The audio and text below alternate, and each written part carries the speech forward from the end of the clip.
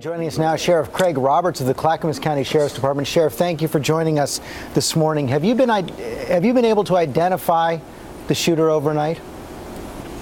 We have been able to identify the shooter over this last night.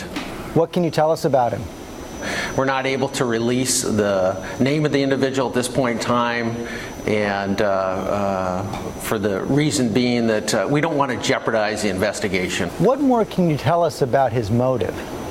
Right now, we're still in the preliminary part of our investigation, and so there's much to learn. And so at this point in time, to speculate on the motive it's really premature at this time. But do you have any idea if the gunman was going after specific victims, knew who he was going after, or if this was some kind of a random rampage?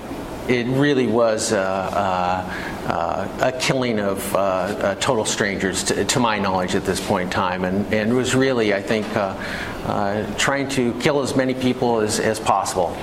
And he would have killed far more had his gun not jammed, is that correct? This could have been much, much worse, and we got the call at 3:29. We had somebody on scene within a minute, 30 seconds. We had a containment set up with a multitude of teams. There's approximately 10,000 people, about 2,000 employees, about 7,000 customers, that we had a lot of people moving in and out, trying to take cover. We had a lot of really what I consider heroes of citizens stepping up and helping people get out of the facility. We had some actually emergency room nurses that were trying to render aid.